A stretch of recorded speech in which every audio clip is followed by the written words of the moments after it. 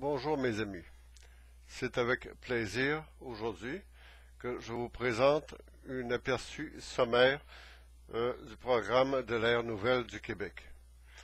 Bien entendu, c'est un prélude à beaucoup de choses, beaucoup de travail, beaucoup d'évaluation. Le programme d'ère nouvelle du Québec se base principalement sur le rétablissement de la loi, de l'ordre et de la justice au Québec, qui nous a été volé depuis de nombreuses années. Et le système dans lequel nous vivons actuellement est basé principalement sur l'étalage de la corruption pour permettre au système de survivre par lui-même. Il se régénère justement donc en pillant les caisses de l'État, c'est-à-dire en pillant principalement, comme nous l'avons vu, on n'a pas besoin de faire de grands dessins. Donc on n'a eu qu'à suivre la commission Charbonneau depuis un bon bout de temps pour se rendre compte qu'il y a tout un système mis en place sur chaque palier de gouvernement, que ce soit au gouvernement municipal, que ce soit au gouvernement provincial et que ce soit au gouvernement fédéral, en plaçant l'ensemble de la supervision du pillage à des paliers multiples, on s'en rend plus ou moins compte. Parce qu'il faut véritablement comprendre l'organisation du système de pillage des fonds publics autour de nous. On se souviendra tous de la Caisse de dépôt et de placement du Québec, qui, on s'en souviendra, on s'est servi d'une période particulière au niveau économique et social pour venir nous chercher dans notre bas de laine 48 milliards de dollars. 48 milliards, on parle toujours de 40 milliards, mais il ne faut jamais oublier qu'il y a eu 8 milliards de réévalués par la suite, et on en fait plus ou moins de cas. On parle toujours du 40 milliards de base en 2008, durant la période de l'ère Charest. Mais cette ère continue. Elle n'a même jamais cessé. C'est un système qui est basé sur le néolibéralisme qui, comme on le sait, prédomine sur l'ensemble de la planète depuis la fin de la Deuxième Guerre mondiale. Il a pris principalement ses racines là particulièrement. Et au Québec, on peut dire que ce néolibéralisme s'est particulièrement installé à la mort de Maurice Duplessis. Après Maurice Duplessis, on a eu une courte période de Paul Sauvé. Ensuite, il y a eu la fameuse élection de Jean Lesage en 1960 qui nous faisait croire qu'on serait maître chez nous. Et donc, il y a eu le passage de René Lévesque et la nationalisation de l'Hydro-Québec. Donc, on comprendra tous que le néolibéralisme s'est installé à partir de cette période, jusqu'à nos jours particulièrement. Il n'y a eu jusqu'à présent, depuis 1960, que 3 partis qui ont pris le pouvoir au Québec. Il y a eu le Parti libéral du Québec, l'Union nationale, et il y a eu le Parti québécois.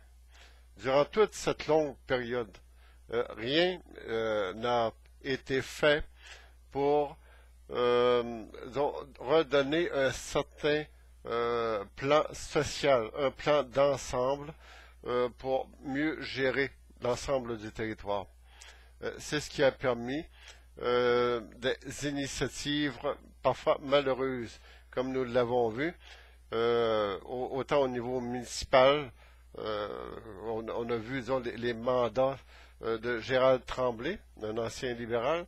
On a vu aussi les mandats du maire de Laval. Donc, c'est incroyable, disons, les sommes d'argent qui ont été sorties de simplement 2 municipalités. Maintenant, ce que l'on voit au niveau municipal, c'est la venue de Coder donc, à la mairie de Montréal, n'a absolument rien résolu, rien qui change. On fait juste changer les hommes de place en gardant tout le système corrompu qui s'est mis en place depuis 1960, avec beaucoup d'organisations parallèles.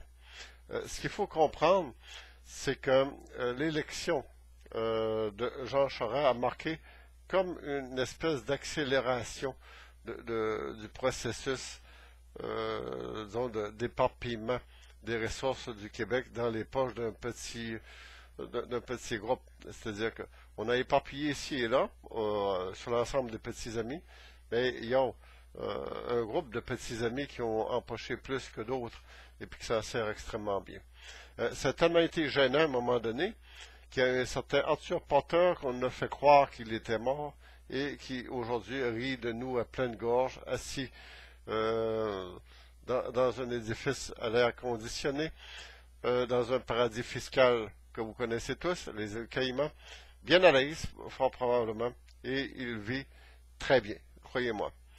Le crime organisé est la base même de la réorganisation du pouvoir du Parti libéral du Québec. Et aucun parti qui a pu prendre le pouvoir depuis 1960 n'y a échappé. Et ils ont tous fait allégeance à ce système pour pouvoir avoir droit d'y gérer. Au centre de tout cela, vous avez la famille Desmarais de Sagard, et comme par accointance, il y a des liens particuliers et des points communs entre une élection de Denis Coderre à la mairie de Montréal, avec moins de 32% des votes, qui lui donne un statut majoritaire, l'élection de Philippe Couillard en 2014, le 7 avril, et qui, avec moins de 32%, lui donne aussi un mandat majoritaire, et l'élection récente de Justin Trudeau en 2015, avec à peu près 32% des votes. Vous savez qu'est-ce qu'ils ont tous en commun? Ils sont tous membres des francs-maçons. Le principal instigateur de tout cela, bien sûr, est Arthur Potter, qui est un membre des francs-maçons de 33e degré, et qui a pu se servir d'une fabuleuse mise en scène pour se retrouver sous d'autres cieux. Bien entendu, les personnes qui ont été nommées pour cette enquête étaient simplement des hommes tout dévoués à Philippe Couillard. Philippe Couillard, qui n'oublions pas, a été fait franc-maçon par Arthur Potter lui-même. D'ailleurs, ils se sont retrouvés autour de Stephen Marper, comme on le sait, en tant qu'espion et organisation de la police des espions à Ottawa. Et c'est lui, Philippe Couillard, que l'on retrouve maintenant comme premier ministre, qui s'est emparé du pouvoir, d'ailleurs, il faut bien le dire. Quand on a des caisses électorales qu'on ramasse en dessous des tables de McDonald's, quand on a des députés déclarés élus après quelques minutes de comptage, on doit se poser de sérieuses questions sur la validité des choses. Or donc, l'exemple typique que veut donner Air Nouvelle du Québec et la raison fondamentale de son existence, c'est de rétablir la loi, l'ordre et la justice au Québec.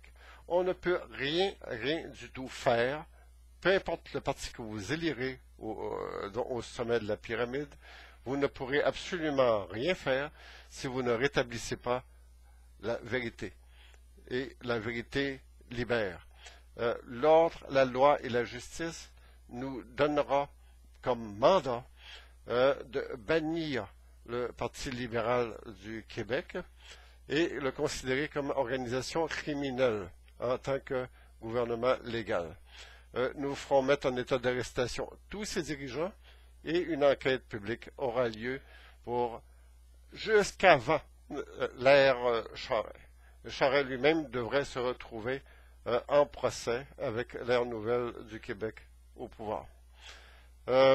D'autre façon, c'est que tous les petits amis qui auraient profité du système se verront saisir leurs biens totalement et il pourrait y avoir même une question de rétablissement de la peine de mort parce qu'il y a beaucoup trop de criminels en circulation au Québec. C'est un des points majeurs dans le rétablissement de l'ordre, de la loi et la justice. rétablir des lois plus radicales nous permettra de mieux gérer la situation avec des criminels non seulement de droit commun, mais des criminels dangereux pour notre société. Et ils font des petits, ces criminels, n'oubliez pas.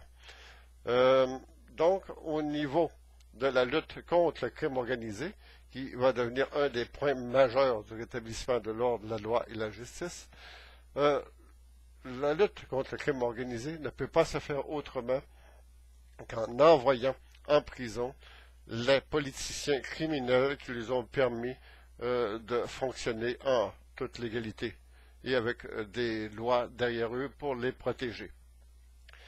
On leur renvoie toujours l'ascenseur, d'ailleurs, ces politiciens-là, une fois qu'ils permettent au crime organisé de bien s'implanter. On l'a vu, bien sûr, avec la famille Rizzuto, qui est très puissante dans l'organisation, de la gestion des contrats, comme on l'a vu un peu partout, au niveau de la ville de Montréal. Il y a beaucoup d'endroits où des petits amis de la mafia italienne se sont installés et ont pu prospérer grâce à la béatitude que leur ont donné les politiciens. On n'a pas tellement à revenir dessus, on a juste à se souvenir des témoignages de Zambito, par exemple. Et celui qui invitait tout le monde sur son yacht. Et puis, sans parler, ils ont des très gros syndicalistes corrompus qui se frottaient la bédaine sur une plage d'Acapulco, par exemple. Ça, c'est un autre principe que nous allons voir, c'est-à-dire aussi d'aller rechercher l'argent qui nous a été volé en tant que peuple, là où elle est, peu importe où elle est, c'est-à-dire, s'il le faut, on ira vers les paradis fiscaux. La deuxième chose importante à tenir compte dans notre réorganisation au niveau national, territorial, c'est le deuxième point majeur. Jamais aucun parti politique, quel qu'il soit, qui a été élu depuis 1960, n'a pensé à faire une consultation pour écrire une constitution de l'État du Québec. C'est un événement d'importance majeure et fondamentale. Un État, si l'on puisse l'appeler ainsi, dans l'organisation d'une pseudo-confédération comme elle est le Canada, un État souverain de droit a le droit légitime d'avoir une constitution et a droit aussi à la désobéissance civile lorsqu'une tyrannie s'installe au pouvoir. C'est là où le bas blesse, c'est que nous ne sommes plus en démocratie au Québec. Nous avons une espèce de tyrannie qui contrôle le système par l'appui qu'elle a du crime organisé et des syndicats corrompus, ainsi que de tout un système pyramidal installé par les libéraux et les autres partis autour. Donc, d'une part, il faut rebâtir l'Assemblée nationale. Comme le disait si bien mon grand-père, on ne peut pas rebâtir une maison sur un solage pourri. Là où la vermine s'est installée, ça ne sert à rien de refaire la peinture. Et là où tout chambranle, tout se désintègre, on n'a pas à refaire le toit. C'est une chose complètement absurde. On doit fonctionner de la même façon que si nous aurions à prendre une décision sur une maison qui se détruit, face à ce qu'on veut en faire, c'est-à-dire une maison habitable d'où on pourrait dire qu'on en est fier. On n'est plus fier de notre Assemblée nationale parce qu'on sait que les hauts fonctionnaires qui siègent dedans sont vissés à des fauteuils dont c'est presque impossible de les enlever de là. Ils ne sont pas élus là, ils sont nommés par les politiciens véreux qui sont en place et ils contribuent tous à ce système corrompu. Que ce soit le Parti libéral, que ce soit Québec solidaire, que ce soit particulièrement la Coalition Avenir Québec, ou que ce soit le Parti québécois lui-même. L'ensemble de tous ces partis politiques ne feront absolument rien pour changer le système, puisqu'ils en bénéficient pleinement. Or donc, un parti politique qui voudrait se respecter, c'est-à-dire un mouvement issu du peuple, pour le peuple, par le peuple, qui voudrait véritablement rétablir l'ordre, la loi et la justice du peuple, ce qu'il devrait faire, c'est de congédier tous ces hauts fonctionnaires et faire en sorte que le système ne se répète plus dans le futur. Pour le faire, donc, il faut mettre à la porte la grande majorité de ces hauts fonctionnaires dans un premier temps, et ensuite aller chercher les meilleurs éléments du futur, ceux qui géreront l'État du Québec dans le futur.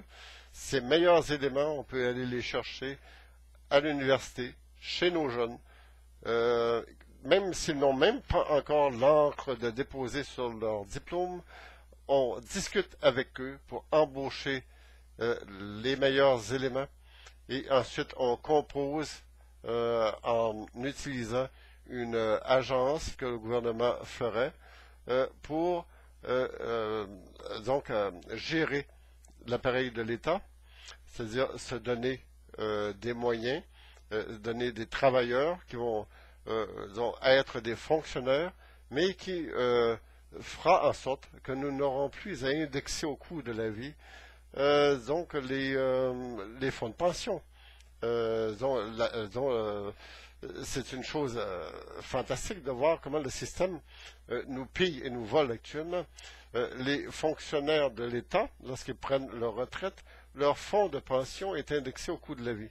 Et tandis qu'il y a un pourcentage extrêmement élevé de Québécois qui n'auront même pas de fonds de pension à la fin de leur carrière. C'est une chose totalement absurde. Ils vont continuer à payer le fonds de pension de ces gens qui vont être indexés au coût de la vie, même en ne travaillant plus, en étant eux-mêmes à leur retraite, et ils n'auront plus de revenus qui vont rentrer convenablement.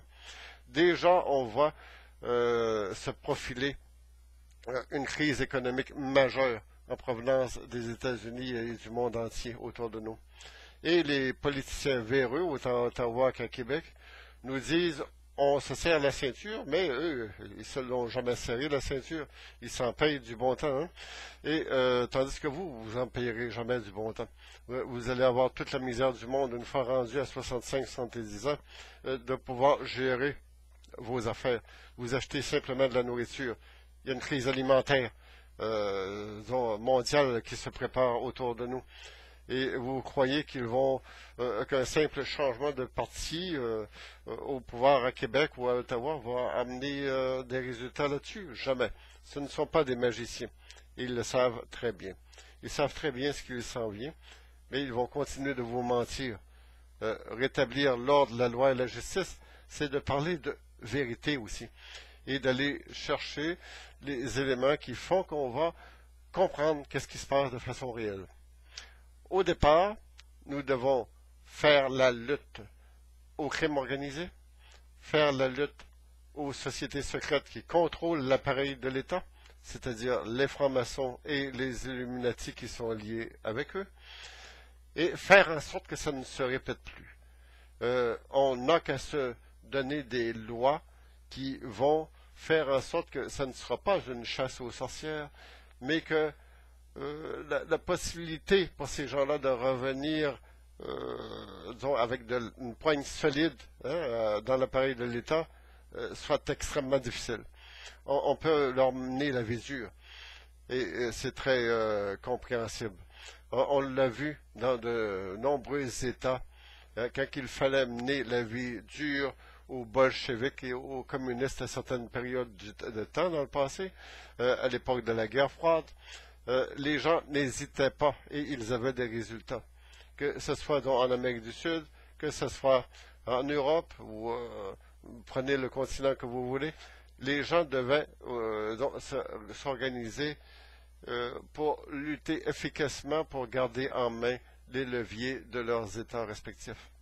Et on sait qu'il y a une toute autre lutte maintenant qui se profile avec la fin du communisme. On est rendu avec des États gangsters depuis les années 80-92, depuis la chute de l'Union soviétique.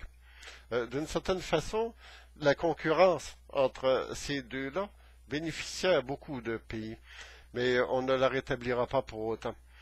Jeter le monde dans les affres d'une future guerre, comme ils cherchent à en préparer une actuellement, c'est pas le lot de personnes qui se respectent. Aussi, allons-nous nous inspirer en faisant une constitution de l'État du Québec d'un très grand pacificateur. Avant la venue des Européens sur le sol d'Amérique, il y avait un homme dans les Premières Nations iroquoiennes qui s'appelait Deganawida. Lui, on l'a surnommé par la suite le grand pacificateur, parce qu'il avait uni autour de lui de nombreuses nations iroquoiennes dans ce que nous appelons aujourd'hui les Grands Lacs. Et ils avaient noté leur constitution, croyez-le ou non, sur des wampum, ou une forme de ceinture, si vous voulez. Et c'est ainsi qu'ils écrivaient. Ils écrivaient de façon pictographique, c'est-à-dire par dessin. Mais ces gens-là avaient écrit une constitution dont Benjamin Franklin va s'inspirer par la suite pour la constitution des États-Unis d'Amérique elle-même.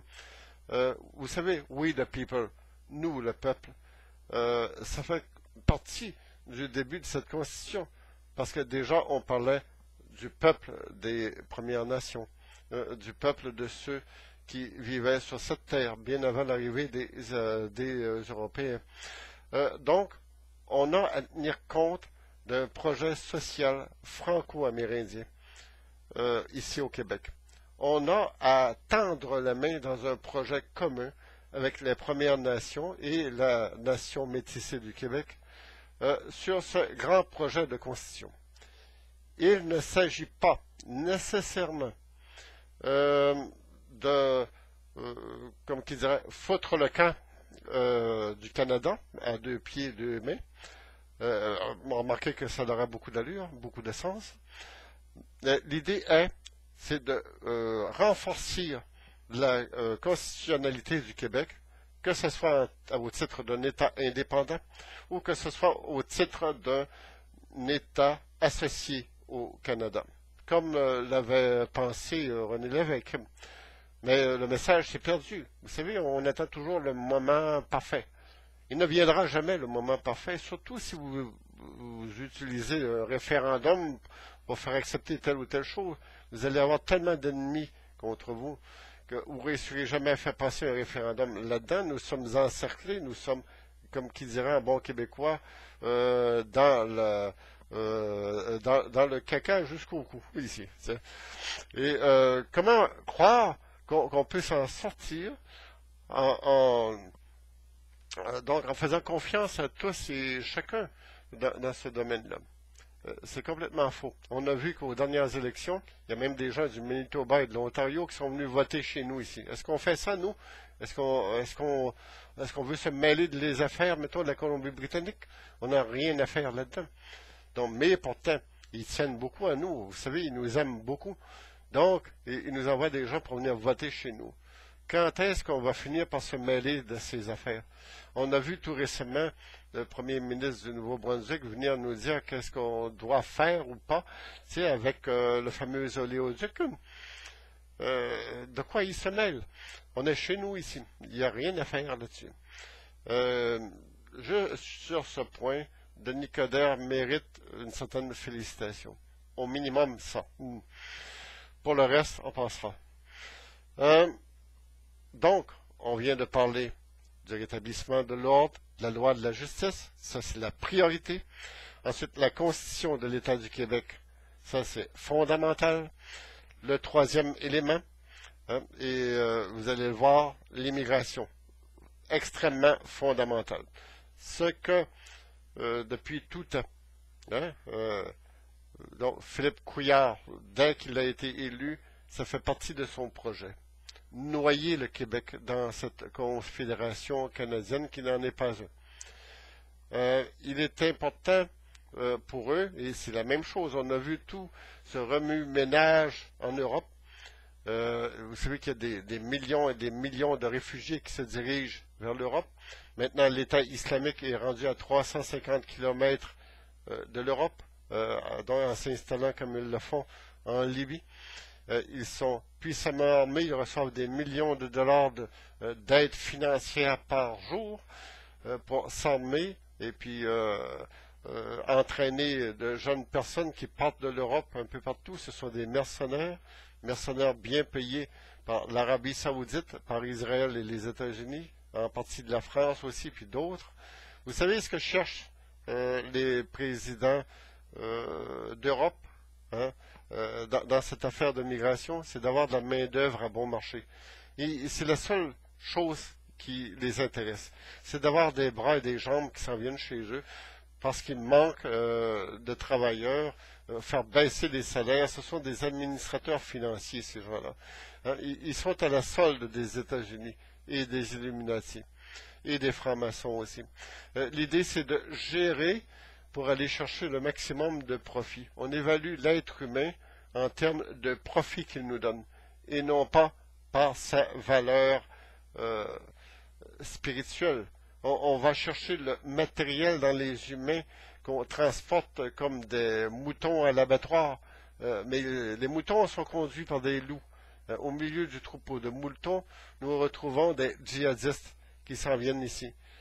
C'est comme des cellules dormantes qui s'installent dans nos États et qui se préparent à agir contre nous.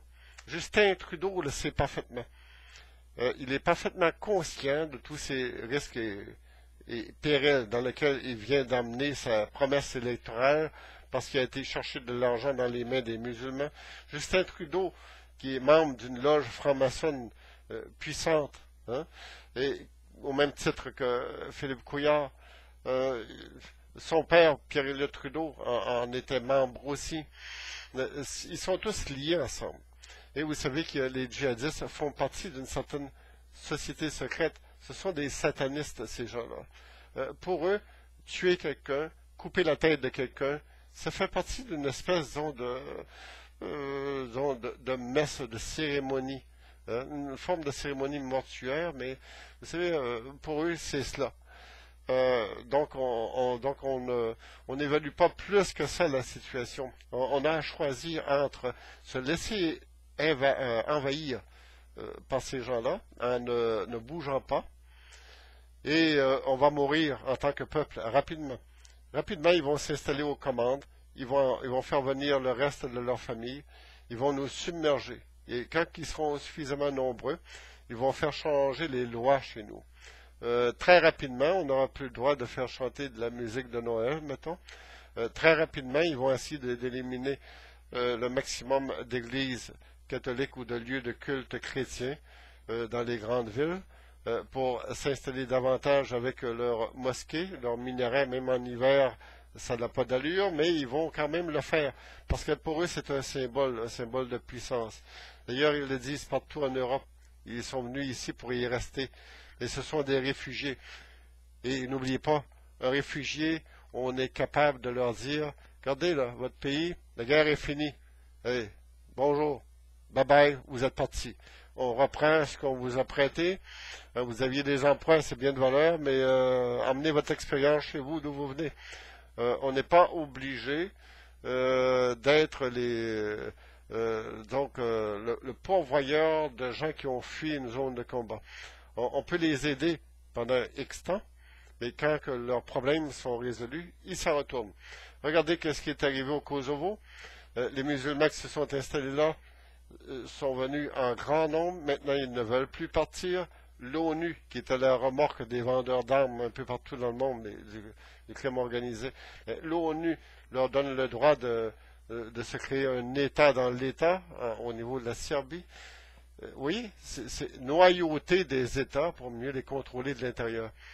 Est-ce qu'on va accepter ceci indéfiniment?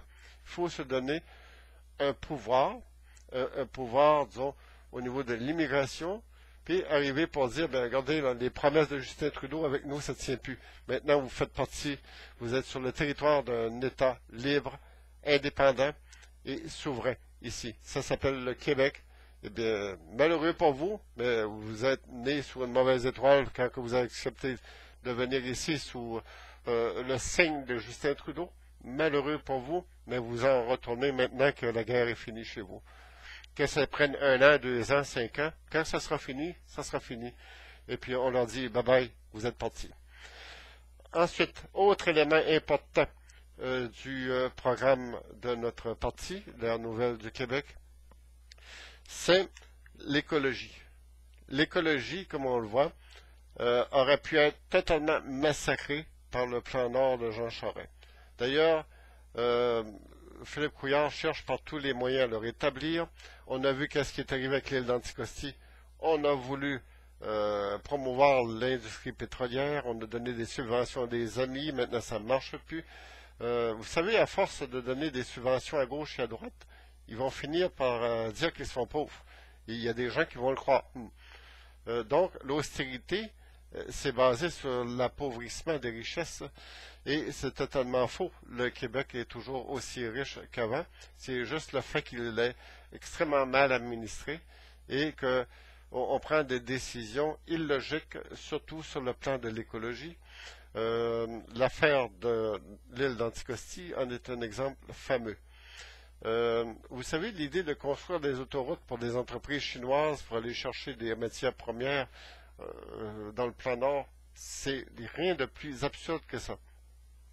On aurait payé pour installer des travailleurs esclaves venant de la part d'entreprises chinoises s'installer au nord du Québec, mais nous, on aurait payé avec nos impôts, nos taxes. Et remarquez le nombre de Québécois qui auraient été travaillés pour ces Chinois-là, très peu. Peut-être qu'ils auraient employé quelques Inuits ici et là, ou quelques Atikamekw, parce qu'ils sont installés dans le nord. Mais qui vit à Montréal ou à Québec veut aller s'installer à 900 km de chez lui, au nord, quand il y a un mois d'été à peine, par année. Il n'y a pas beaucoup de monde. Les candidats frappent pas à la porte là-dessus. Ça prend du salaire, beaucoup de salaire, mais les entreprises chinoises sont réputées pour donner les pires salaires qui existent à leurs travailleurs qui en arrachent continuellement. Faites juste un tour d'horizon sur les grandes entreprises en Chine et vous allez tout comprendre. D'ailleurs, c'est la même chose au niveau de l'importation, vu qu'on parle d'immigration, qu'on parle d'écologie, on pourrait même parler d'économie, parce que l'économie est un secteur fondamental pour faire en sorte qu'un État ait une colonne vertébrale. Au niveau économique, nous importons beaucoup trop de choses que nous pourrions faire chez nous. Les gouvernements antérieurs ont donné beaucoup trop de latitude à l'étranger pour fabriquer des choses. On a permis beaucoup trop aux Mexicains et à d'autres nations de venir s'accaparer des entreprises chez nous et de les exporter clé en main, c'est-à-dire la machinerie. Parfois, disons, les meilleurs cerveaux que nous avions dans ces entreprises sont partis ailleurs, dans d'autres sièges sociaux qui ont déménagé. Tandis que si on s'occupe véritablement d'être autosuffisant, on est capable de le faire. Vous allez me dire, on ne peut pas faire pousser des oranges ici, mais il s'agit autrement dit de magasiner, de créer des liens d'affaires un peu partout dans le monde. On peut en faire avec le Maroc, si ce n'est pas la Floride. On peut en faire donc des liens d'affaires avec la Tunisie, avec l'Algérie. On peut s'en aller donc, avec l'Italie aussi. Et pourquoi pas la Grèce, qui nous ressemble étrangement sur le plan économique, à force de se faire écraser. Les Grecs vont bouger aussi. Hein. Il va se créer une ère nouvelle, une aube dorée en Grèce aussi à un moment donné, comme ils se sont créés un parti dont les membres veulent véritablement changer la face de la Grèce. Vous savez, sur le plan international, le Québec est très connu. On nous aime beaucoup. Pas comme les gens de Cornwall lors du dernier référendum nous aimaient, pour brûler notre drapeau par la suite. Non, les gens nous aiment beaucoup parce que nous sommes un peuple très accueillant. Mais être trop accueillant, c'est très mauvais aussi. Il faut que nous apprenions à nous tenir debout droit. Et donc, j'ai comme principe de développer nos capacités de courage. Hein, ces vertus-là, il faut les redécouvrir. Nos ancêtres les avaient, ces vertus. Hein, on a des ancêtres, des bâtisseurs du Québec, qui avaient pour nom Maisonneuve, Champlain, Jean-Cartier. Hein, ils venaient peut-être de la France, mais pourquoi ne pas prendre comme modèle les meilleurs de ceux qui se sont établis ici pour fonder la colonie de Nouvelle-France? Par la suite, cette colonie de Nouvelle-France a été envahie par l'Empire britannique. Et nous sommes toujours une colonie. Nous sommes la dernière colonie survivante de l'Empire britannique. Mais c'est pas à notre honneur. Il faut que nous apprenions à ne pas avoir peur. Vous savez, le courage, c'est de faire ce qui nous fait peur. Une chose peut nous faire énormément peur, comme ces sociétés secrètes, comme ces tyrans qui sont au pouvoir, comme, vous savez, ce crime organisé, bien installé, bien ancré, ces gangs de rue un peu partout à Montréal. Ça peut nous faire peur de voir les milliers d'itinérants que nous aurons à nous occuper, parce que les gouvernements actuels s'en occupent pas. Hein, ils les laissent crever. On va subventionner 20 000 un migrant syrien qui vient s'installer à Montréal grâce aux bonnes paroles de Justin Trudeau. Mais qu'un Québécois perde son emploi, hein, il ne sera pas subventionné à raison de 20 000 pour se rechercher un autre emploi. On va le laisser aller. S'il devient itinérant, bien, tant pis. On va accueillir des réfugiés qui vont les remplacer. On est une population en train de se faire remplacer, ici au Québec. Si on ne bouge pas, hein, on a des sangsues autour de nous qui vont faire en sorte qu'on va s'écrouler, non seulement physiquement, mais moralement. Vous savez que laisser faire et négliger de faire ses devoirs, ne pas avoir un certain conditionnement à la discipline, c'est, autrement dit, se diriger tout droit vers la fosse. Ceci dit, je vous ai amené un tout petit aperçu. Je vous donne des grandes lignes de ce que va devenir ce programme. J'ai besoin de vos appuis. Parlez de nous. Parlez que nous existons. Parlez que nous allons menacer ce système, non juste le menacer, mais le remplacer, le modifier, faire en sorte que le Québec soit fier de son avenir, fier de ce qu'il est, et qui se tiendra droit et avec grand courage